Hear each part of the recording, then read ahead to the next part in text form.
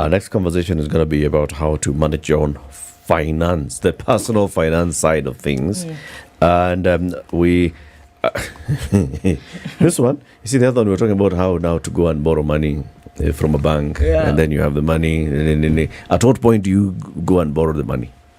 At what point should you be borrowing money at that point, or can you even think about borrowing money because you're okay, you're comfortable? Can you actually take a loan to advance yourself and then you are able to comfortably repay? Or should you only go and borrow money when the only thing you have left between you and poverty is that chair? Take the chair to the Shylock. Sikia boss, hii kitu unaona, hii ni mahogany, hii ni mvuli, inakuweza hii ni mvuli top quality. Hata nani alikuwa ameniambia naweza nipatia na 120,000. Lakini kwa vile tunajuana, nitachukua 20. Wewe nipatie 100. Yes. Nikishindika kabisa, hata 20 ni sawa. Our next guest is here to help us with that conversation. Waithaka Gatumia is the CEO of Centonomy Limited. Waithaka, good morning. Good morning. How are you doing? That conversation sounded too real. It's like you've had that experience yourself. That's not right. You've had that conversation a few times. Waithaka, in this life.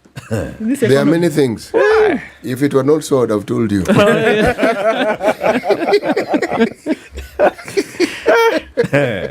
City will give you the day's proverb. Let's hear your interpretation of this proverb today. Yes. Our proverbs for the whole of this week are from the Republic of Zambia. Today's bush is tomorrow's forest. Today's bush is tomorrow's forest. Waithaka's eyes lit up. He was like, I'll use that in my next class. Loading immediately for the next one. What's your interpretation of it? Hey, small things, small beginnings. I think everything starts that way. And you can only see its potential. No, it is wisdom to see the potential at that stage. I think that's what I see. It's a wisdom. Yes. The wisdom of it. Yes. There was an article in the newspapers the other day, the news article, and this is data from the Central Bank of Kenya that is showing how people are accessing loans and what they're using as collateral to access loans. And a vast majority of those who are accessing loans are using household items as security. Now, what does that tell us? I don't know that I want to focus too much on what is being used for collateral. Collateral is the means by which you are securing the loan. That's it. The question here is, why are you taking the loan? And I guess that's why we are having such a huge issue around the finance bill that's going on at the moment. It's because so many people are right on the edge or have even gone over the edge as far as their finances are concerned. What does that mean? That we're in survival. There is no growth, and even that survival is continuously being reduced over time. And so we need to address that issue, because the reason that you're going to that Shylock, the reason that you're going to that loan provider, whichever institution it is, needs to be clear to you. Now, we've talked about this before, but I always have to repeat myself so people hear. There is good debt and there is bad debt. Now, what does that mean? It means that when we borrow for consumption, now how do I make that more relatable?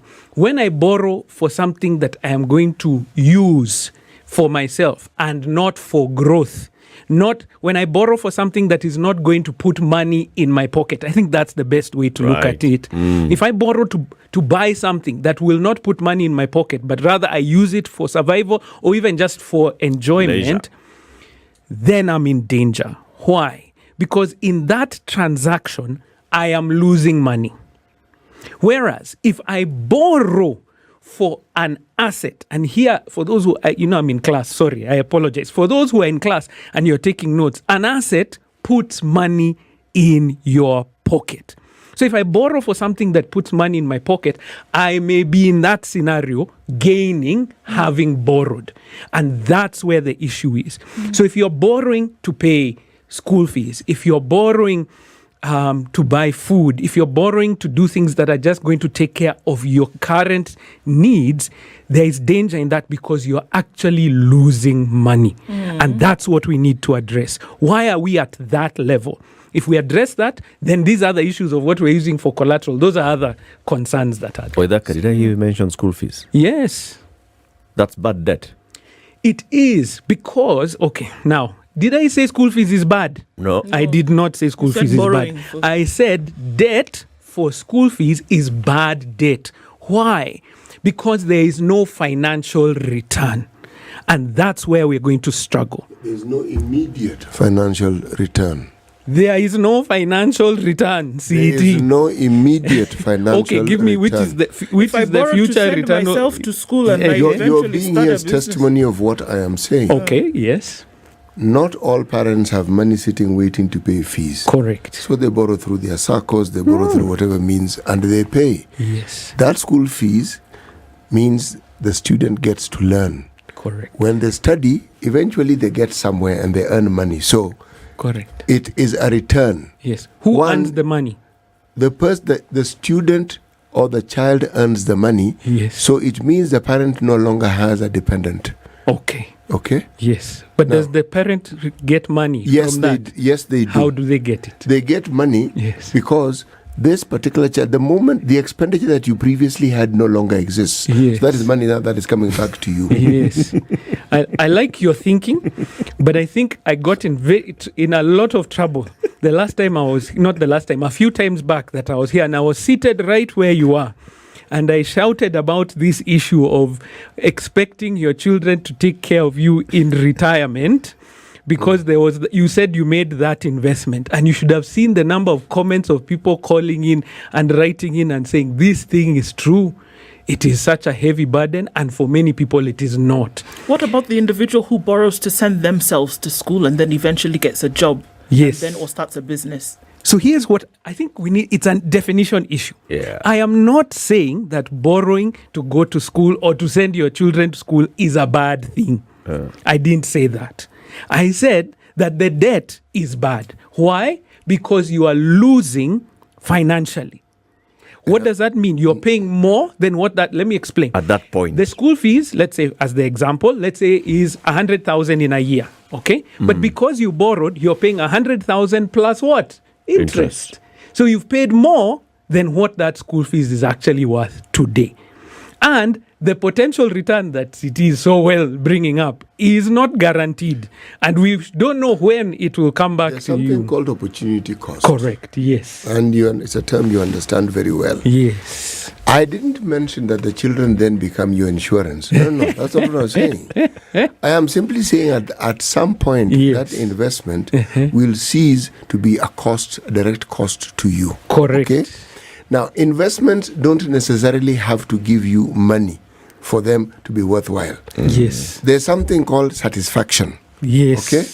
There's something called understanding that someone's life has been made better and their well-being is assured. Yes. That, in my opinion, is a far better insurance. So it's like government borrowing money to build a road. Yes. It will not make money from the That road. road won't give the government money, not necessarily unless it's But in people Kenya. will ply that route and take their product from farm to market. It Will could go make from them point A to money. In point this country, B. the road makes you money. Oh, well, It this could one. make money if it had a toll on it. But can I disagree with you for just 1 second? Okay. You cannot eat satisfaction. You can. You can't eat it. Actually, you can. Satisfaction cannot pay your rent. Actually, it can. Satisfaction cannot give you a secure future. Actually, but let me it can. Okay. Let's agree to disagree on that one. Can I give you the example of what I mean by bad debt? In fact, you've seen I've come with my work laptop today. I'm sitting here for those who are listening. Yes. Let me explain what I mean by bad debt, in that you are losing in the transaction. Okay. So here's the thing. If I purchase a vehicle, is a car a bad thing? No. It's a good thing. And I thank God even for my car that I have sitting outside here. It brought me here in comfort. I felt good driving that car. So a car is not a bad thing.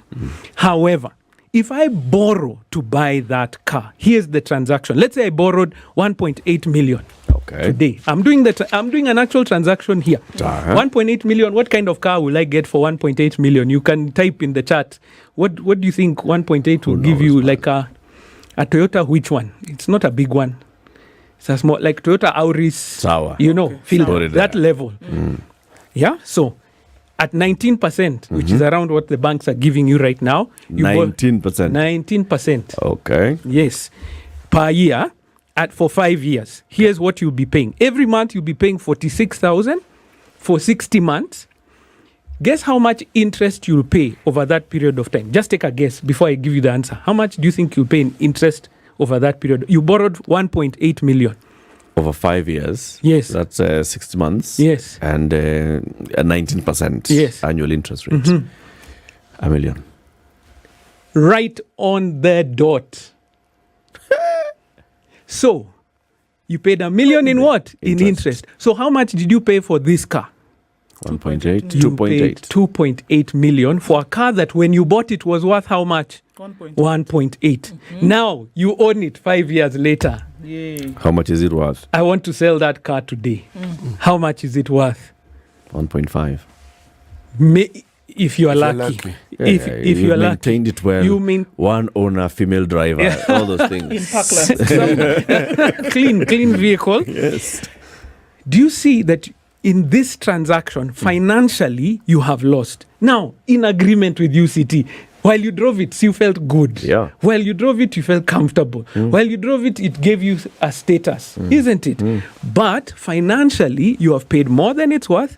During this entire period, all the money came out of your pocket for that period of time. Yeah. All the money. You're absolutely right. Because you paid insurance, you paid fuel at the cost that we're doing, maintenance, all those things. So when I say it is a bad debt, I didn't say that using borrowing to buy the car is bad. It's that the debt is losing you money. Can I now give you the flip side so you understand what I am saying? Okay. If you took that same, let's say that 1.8 million, don't get the Auris or the Fielder. Get a smaller car. See, what you need is a car. Now get 2 smaller ones.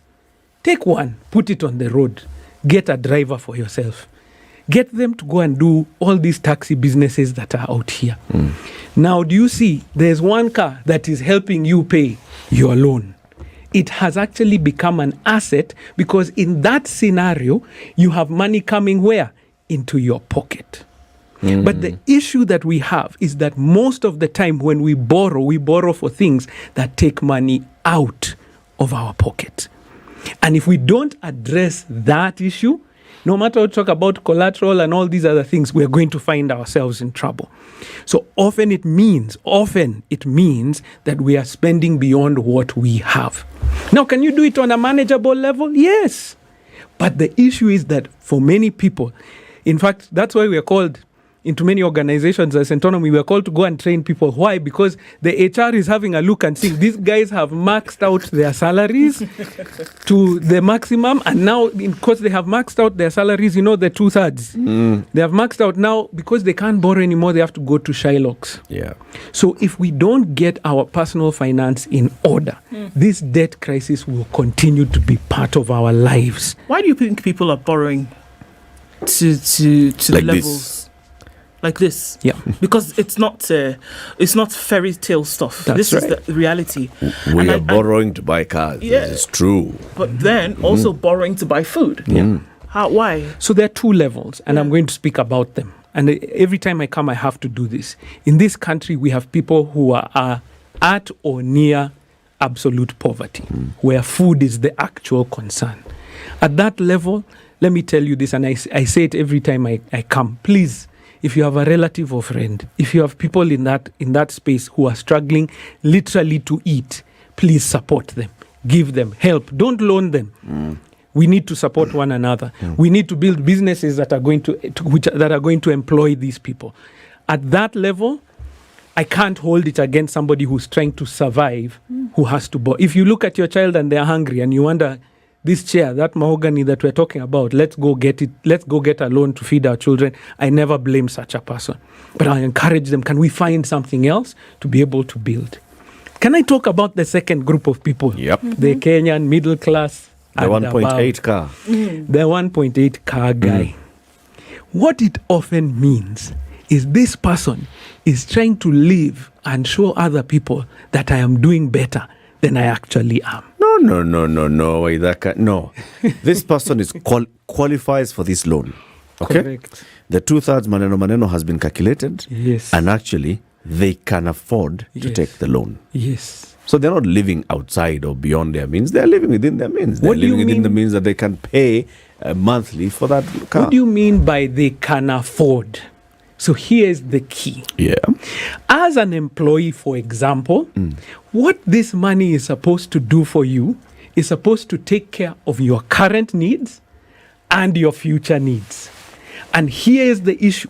When we talk about wealth and wealth creation as a whole, wealth is saying that you're building up assets for the future to sustain you in that future. Now, if I max out my salary today and I use it on everything that I need today, in the terms that you have just spoken about, I can afford it. But what does that mean? I have not saved, neither have I invested for the future where it is going to be able to take care of me. So my salary today is supposed to take care of my current needs, my food, my transport, all those things that I'm going to do. But I also must use it to save and invest so that it takes care of my future needs. Okay. So when you say I can afford it, it's within what I can be able to pay. Is it within that and it is negating our saving and potential for the future? That is where we need to have that discussion. So then we'll have that discussion. Yes. Let's take a break because, well, at how much is it? 1.8 million. How much is it per month? Per month is 46,000. 46,000. Yes. Okay. So if you can afford 46,000 and you can still put 5,000 for savings, And you can still eat. and you can and you're still 5,000, No, 5K. it's in the savings. 5. This is for the future. 5. Si iko ma. It's the future ni yangu. Imewekwa. It's 9:30. Kenya's biggest conversation. We're having a personal finance conversation this morning. Yeah. Debt versus savings. We're seeing the finance bill. We're seeing what kind of impact it's likely to have on your pocket. Let's go with the example that you gave us. All right. So here I am. I am employed. I earn some money. I look in the market. I see I want to drive a good car. I see, all right, 1.8 million shillings for a good car, blah, blah, blah, blah. I see this, maybe it's a car I can afford. And the monthly repayments over the next 5 years are going to be 46,000 shillings. So I go to my financial institution and I tell them I'd like to buy this car. It's and they see, so let's look at your pay slip. Can you afford? Do you have other loans? How much is your rent? Blah, blah, blah, and all those things. 46,000 shillings you can actually afford. And I had gone there because I saw that I could afford 46K. How much money I pay for rent? Hiyo iko sorted. School fees, iko sorted. I even have some money I put in the sacco. Hiyo iko sorted. I have some kidogo money for, savings here and there. Na pesa ya sherehe imebaki. And I can still pay 46 and I'll afford to fuel the car and go to Vasha. And I'll do all these other things. But you called it a bad debt. Yes. And you said, because you're looking at all these things and how it's impacting on your savings and your journey towards a more sustainable future. That's right. See, I don't see the problem. You don't see the problem there. I'm And I don't struggling to see the problem. And I can't don't- afford it. So again, we come back to what does it mean that I can afford it? That I have the money to pay it today, or that I have sufficient money to cover all my other plans for life as well As this one. as this one. That's where the issue is. And so we need to do a proper interrogation of what it means to say, I can afford. Okay. Having the money does not mean that you can afford. And that's, I know this is it's a tough, let me tell you, it's a tough lesson until you're inside it. And you find that people are in such a space in which they start with that one loan and then they take another one, and before they know it, because when you go, the financial institution is not concerned deeply about your future, about your needs, and about your plans and ambitions. What they are concerned about is, will we Can be you able pay to our money? collect our money on a monthly basis? They look, based on your salary, we can collect it. Now, whether as we collect it, you're able to save, invest for the future that you have, that is now on your side. If you are the one to make that decision. But for as far as we are concerned, you can afford it because you have The income. the income to be able to do it. What I'm challenging us here is to say, we are not just debt-paying machines. You have an ambition, you have a plan, you have a goal for yourself, for your children, for your family. Instead of first looking at what the financial institution says you can do, look at what your personal goal is and then see how you fit this in. So I'm not here to say don't take a loan to buy a car. My issue is that people often take a loan to buy a car that will eat into their other goals. And that's the problem. Just the same, can I give you an example? You know that government employees, for example, and bank employees get preferential rates on their loans. Did you know that? Yeah. Like government employees, for example, on their mortgages, I believe it's about 3%. Can you imagine? While we are paying 18%. Okay? Now, here's what happens. And this is the mistake. Because the government employee can see my loan is so much, in quotes, cheaper than everybody else. Therefore, they end up buying a bigger house than they should for themselves and staying with that loan for a long period of time. So there's that pull towards saying, oh, it's cheaper for me, therefore I go further. And that's why we still have, at 3%, please, guys, would you be in deep trouble as far as your debt is concerned? Well, everybody else, can you imagine, is paying 18% on their mortgages today? So why are we still finding government employees having debt crises? It's because now they said my loan is cheaper. Instead of taking the house of 10 million, they say because my loan is at 3 million, they end up at 3%, they end up taking a house of 30 or 40 million. So they're still the amount coming out of their salary, the one they can afford, It's the same as the one I'm paying at 18%. the same one. So you're still having the same issue. They have a bigger investment. No. But you know, Waithaka. Yes. this conversation, I've bought 100 million shilling house, 30 million shilling house. Yes. Right?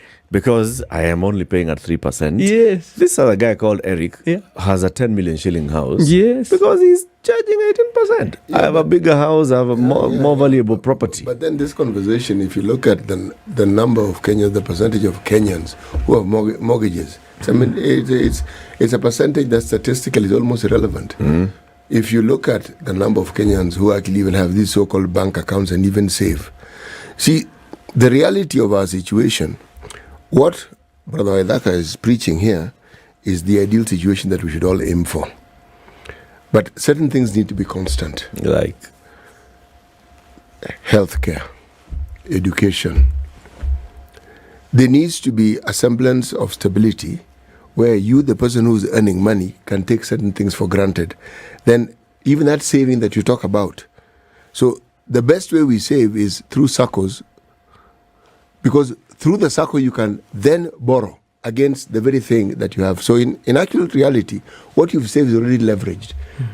So if something were to happen, chances are you would, forget being maxed out, you'll be in the negative because you throw in interest and all that. And if they were to take your savings to cover their money, precisely. But our situation is that the vast majority of people who claim to be in the employment sector are in what we call the informal sector.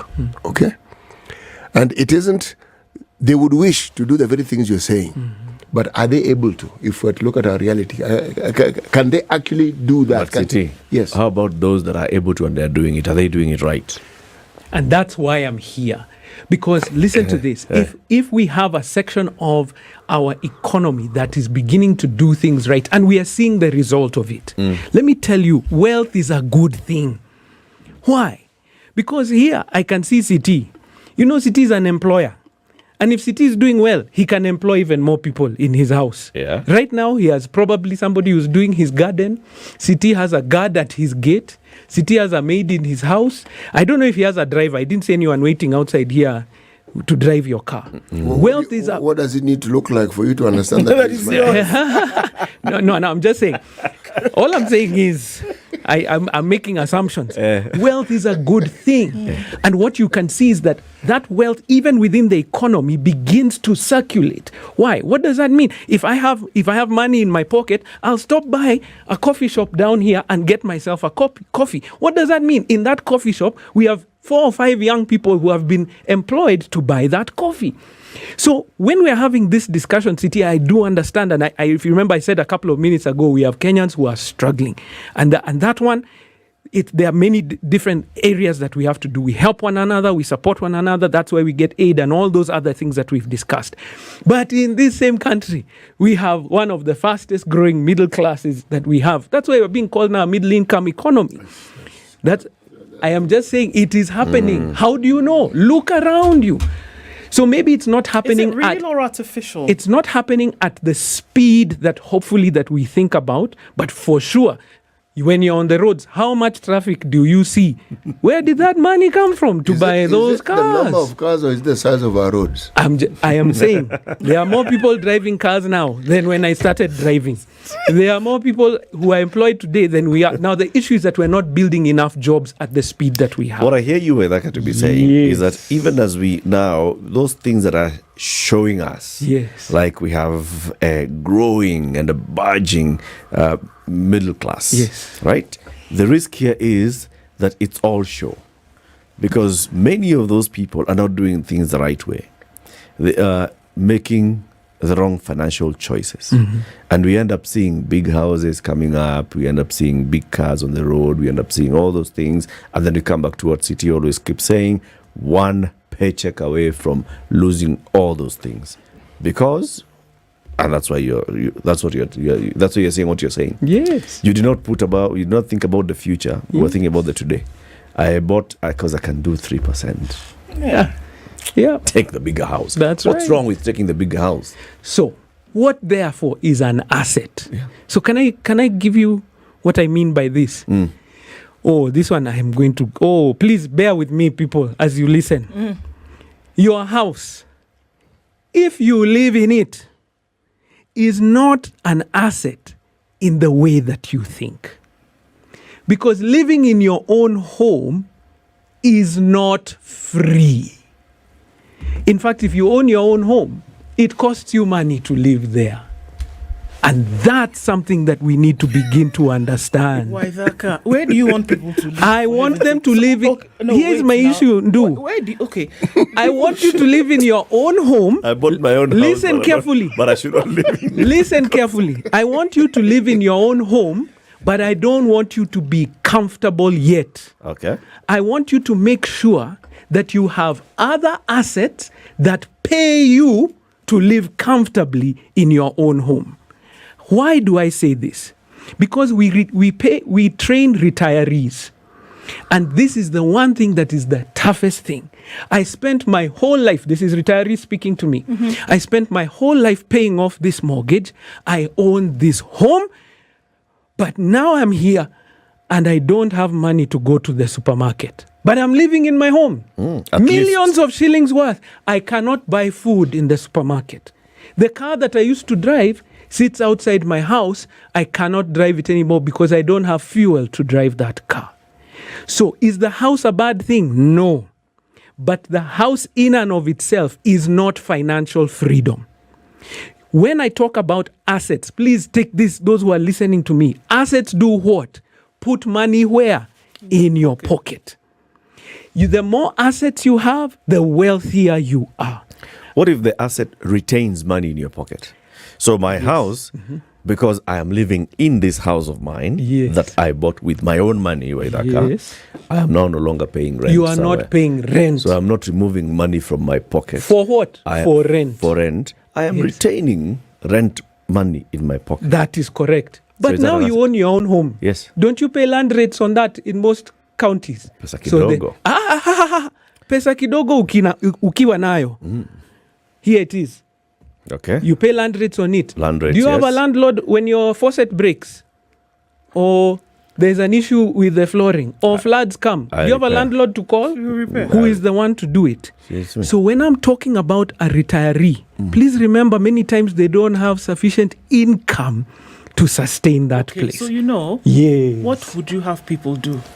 I want you to focus first on assets that put money where? Pocket. in your pocket. Waithaka. The more you have of them, the more financial freedom Okay, you all right. have. I can understand what you're saying. I get Yes. it, right? Correct. But it's inspirational.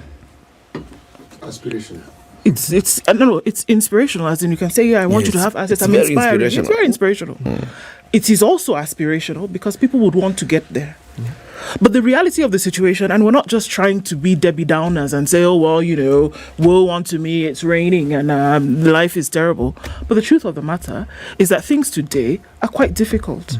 So if somebody gets an opportunity to buy a house, for example, and now here's Waithaka Gatumia saying, It's not an asset. it's not an asset. That house is actually putting you It's a further into liability. poverty. Yeah. So what are you saying? Buy the house and rent it out so that somebody else can be paying you rent and paying off that loan while you go pay rent somewhere else. Yes. Yes, I agree with him. Now you're still paying I am rent. now okay? speaking from personal experience. This is not something I'm talking about from someone else. Let's hear this. Waithaka Gatumia is a case study. When Go. we started, Uh-huh. my wife and I First of all, said, Waithaka we to want, Andika notes. before we start getting things that we want, we get things that we need. So the first 10 years of our marriage, we lived in a small 2-bedroom apartment. While I was still coming here and shouting at people, save and invest, I was living in a 2-bedroom apartment. But you're only two of you. No, I have 3 children. Or at that point. At that point. In that first 10 years, all 3 arrived. Okay. Well That's done. 10 years, all right. By the so grace of 2 bedroom. God. And after the 3, you've added a Chandelier. And I just said So those two, ones. 2-bedroom City. rental. While we were there, 2-bedroom rental apartment. we started investing in our first property, Okay. which was a bigger 3-bedroom apartment. Our tenant was living larger than we were there. Okay. What did that mean? It meant that they were paying more rent than we were paying. Okay. Which means your mortgage was being paid and your rent was also being And paid. we didn't even take a mortgage. We started off with something that we could be able to, because mortgages, I told you, are so expensive because of time. We started with a personal loan, so it was even more heavy, the monthly repayments, but we could only do that by the grace of God, by staying in a smaller place for that period So of the time. rental income was paying off the loan. It wasn't even enough. Okay. It was helping to pay off the loan. Okay. But because we took it for a shorter period of time, that loan was completed faster. And before you know it, now you have an asset. Once you've cleared that loan, now you have something that is putting money where? In your pocket. In your pocket. Question, teacher? And Question. if at any point we were in financial strain, do we not own a house? Question, teacher? Could we move there? Yes. Question. Yes, sir. Question. Yes, sir. So, Uh-huh. 2-bedroom apartment, Yes. you're paying X rent on it. You have bought a 3-bedroom apartment which is earning you X, Y rent in it. But you also have a facility Yes. that you're paying back to a financial institution, let's say bank. I assume it's a bank. Yes. Okay. Which you're paying Z for. Now, the XY income from the 3-bedroom apartment is not sufficient to cover the Z loan facility repayments per month. That means that your income, which is A plus B, wife, let's say household income A, is paying part of the Z Yes. and also paying the X rent and others. Now, X plus the Z minus XY, is it not the same amount as XY? Are you saying? Same or more? Are you saying that the rent you are paying for this Yes. 2-bedroom Yes. plus the top up that you are putting Yes. was less than the rental income you're getting? Of course No, not. I'm not saying that. So if you went to occupy that house, Yes. the 3-bedroom house, Yes. right? And because all these things are coming from your income income A is paying rent of X and is paying the top up, Yes. right? If you went and lived in this 3-bedroom house, so you could still have paid that thing Now without here- having to do all this madafu of now pay there. You see how people top up ask here, very good and questions then on now this see show? what- Here's a very good question. Eh. Guess what? That 3-bedroom did not exist when we started paying for it. It didn't. We paid into an off-plan project. So for the first couple of years, it did not exist. Do you see what we are facing here? What I'm trying to get, so it didn't exist. I'm trying to say to our friends and everybody, and to people in this room, our focus, if we are thinking about wealth creation, must be on assets that put money in your pocket. Why is this? Because if by the grace of God, by the time I get to my retirement age, which is in the next 20 years or so, if I have 10, 15 houses that are all paying me rent, whether I live in one of them or not, I am financially secure. True. So you because imagine. I can be able to do it. No, I'm just saying it is a fact. At least you have if an I have income. 10, and if maybe all of them are not working, I can move into one of them, which is still mine. I still own it. Like that house, I still own it. And the other 9 now. And the other 9 are still paying for me. But the issue that we have right now is that for many people, the ambition is to own the house. Yeah. And once I'm in the house, I feel now I am financially secure. In fact, at that point now you begin to relax. And what I want to tell people here is owning the home is just one step towards financial freedom. You are not yet there. I want you to make sure that if you started off and saying, I'm not trying to say owning a home is a bad thing. Please, it's one of my personal ambitions. But when you're in that house, I want you to be so uncomfortable until it pushes you to build other assets that will be paying you to live in that house. Bwana Waithaka, assets. Yes. What other assets can one invest in other than houses? Because houses are expensive. That's right. It doesn't matter how you look at it, they're expensive. And there's no guarantee that you will get rent that will be able to pay off the mortgage. So what other investments can one put money in? Okay. So now City has gone towards financial strategy. Watch this. I am young. I'm in my 20s, early 30s. Maybe I don't have all the money to build these houses that we're discussing. No problem. But I have, see that 5K that you're talking about as a starting point. Yes. So the aim is to invest in especially investments that have a compounding factor to them, where they are earning interest on interest or return on return over a long period of time. For example, going to the stock market. For example, going into unit trusts. For example, going into business for yourself. What I'm trying to say is that we're putting our small money where it will give us a return and hopefully a return on that return. And the aim is that during this period of time, you're building that asset base. It is growing. And then when I get closer to the time that now I'm going to be retiring, I sell my shares, I sell my units, I sell those, and now purchase what we call income earning assets. And real estate is not the only income earning asset. City, I encourage you and everybody else. Everybody should do at least one trip to the central bank one day. Central Bank. Central Bank, here on Haile Selassie Avenue, if you're in Nairobi and the other branches wherever you are. Why? Why? You go there and you'll notice that the people there look a certain way. Most of the clients, when you go to Central Bank, have gray hair or no hair like me. Why? Because there are many retirees now who are earning their income from government bonds, which are excellent income earning assets. For now. Listen to what I'm saying. In Kenya, we have about a 5% return on real estate as far as rent is concerned. So rental real estate earns you a return cash of about 5%. Beginning of this year, the Kenya government offered a bond at 18.46% per year. So if I put my 30 million into that bond, and you're earning 18.46% cash every year, tell me that is not a good investment. It is not.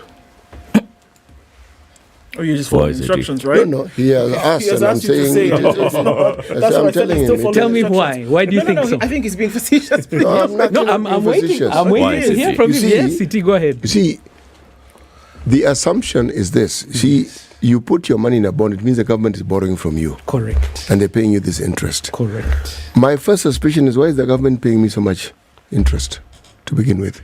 It means they need the money more than they're telling me they need the money. Okay. And they're enticing me, so they're offering me this interest. Correct.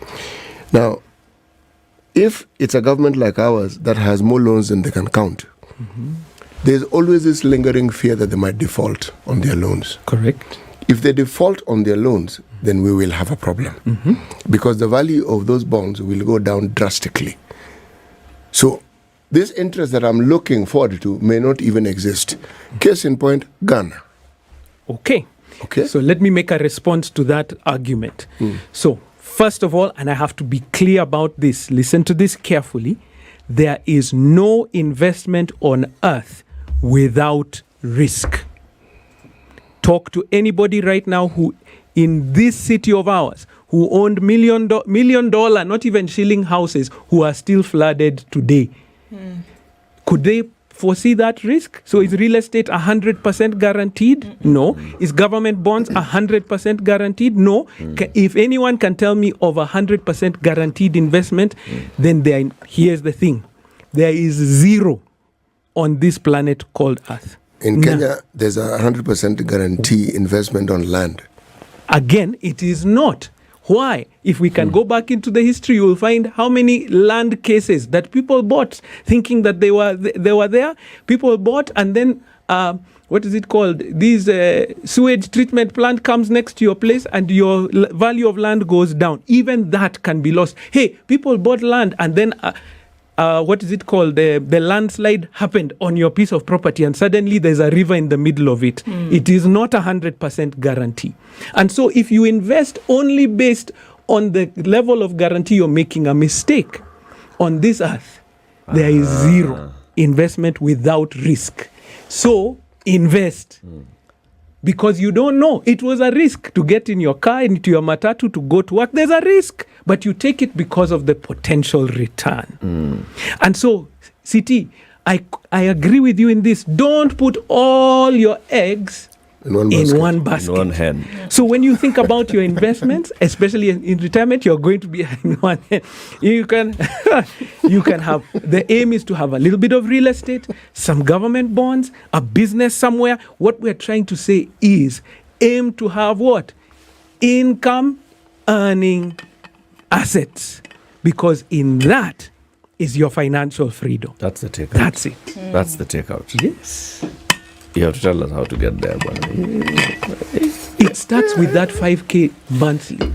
That's what it starts with. But this 5K, you're telling me I can't buy a car. No, that 5K I said is probably your salary. What do you do? So for that guy, we need to find a new salary. Quick one before we go off. This is a story I always give about our watchman.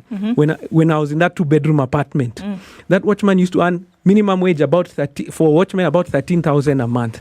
The guy came to work and he realized all these cars here. Somebody used to ask him, wash my car, and he'd wash it at night. Before he knew it, he was washing all the cars, and that guy had essentially doubled his salary living in that place. You're asking how to do it? It is like that. Double your income. It is by doing small changes in your life and using the skills, gifts, and talents that God has given you to achieve even more than you have. Waithaka, thank you very much.